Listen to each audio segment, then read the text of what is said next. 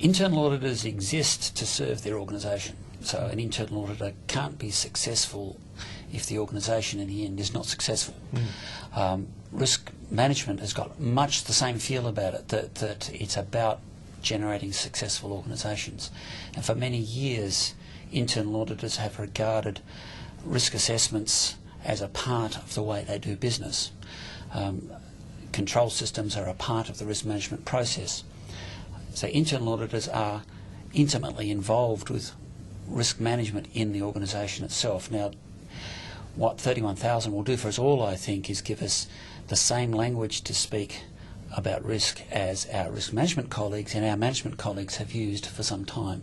So we're now not going to have the internal auditor using terms that management understand or don't understand, as the case may be. Yeah, with a shared narrative. A shared narrative, and having as many people using the same narrative is advantageous.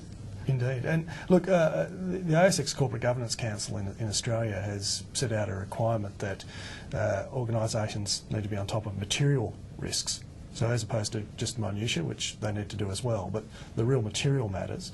And there's been a strong hint there that if they want to know whether the organisation is managing risk well, they should chat to their internal auditors.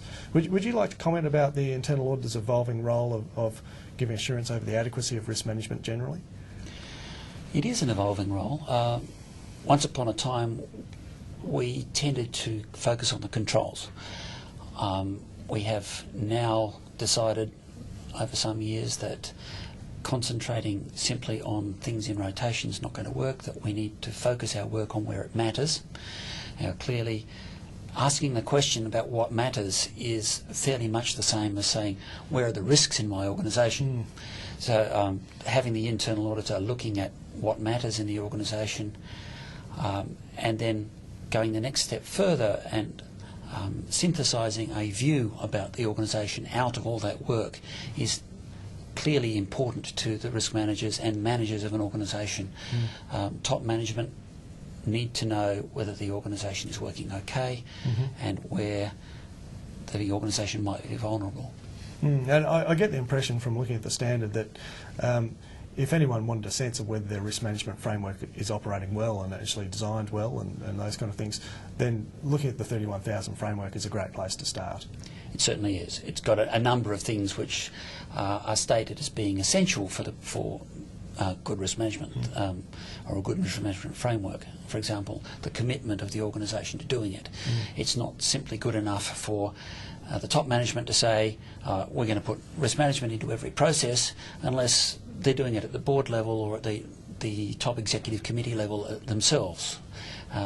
You can't make things happen in the organisation unless you provide people with the competency to do it. There's the training and the tools and the time to actually do it. It's arguable, in fact, it's highly arguable that doing good risk management actually in the end saves you money.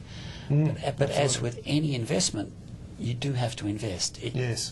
You can't simply swap one thing for another and hope that it improves.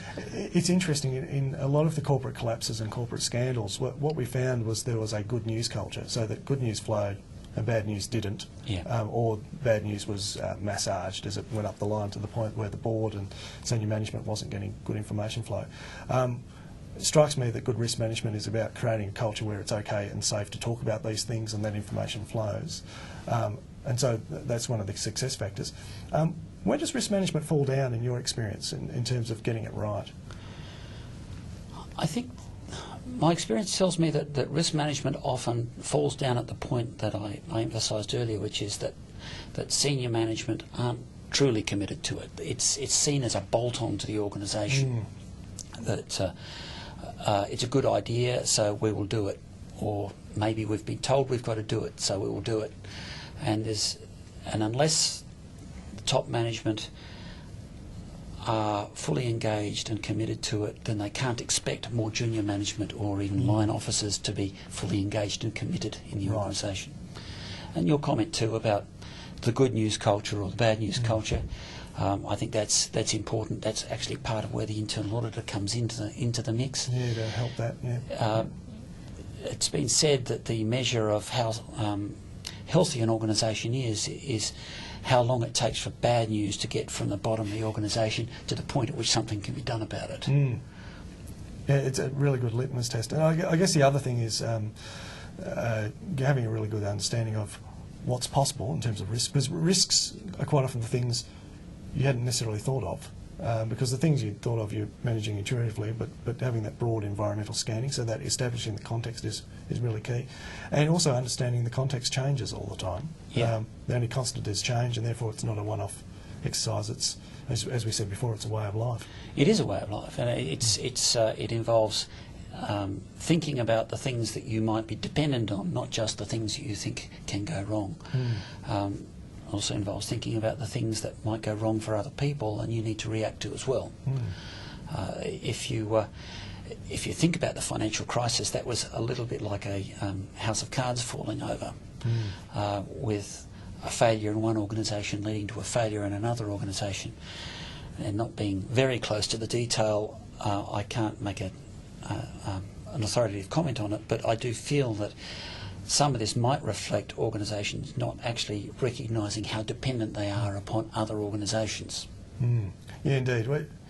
We could have a great conversation about systemic and strategic risk, but unfortunately we're out of time. For people who want to take next steps, and what would you suggest for the auditors, non-auditors, other people watching this video? Well, clearly getting a copy of the standard and reading it would be a good start. Mm-hmm. But also, if you haven't already begun the journey, get together with your chief risk officer or your risk manager. In fact, the chief auditor, the chief risk officer, and maybe the chief officer of the organisation, between them should have a conversation about risks in the organisation. Absolutely. Those who are already on the journey will find that ISO 31000 gives them another step to take. Fantastic. Well, thanks very much for your time. I'm sure the audience has appreciated some of the insights you've had. It's been great to be involved with it as the Institute of Internal Auditors and have you involved in the process. So thanks very much for your time. Thank you.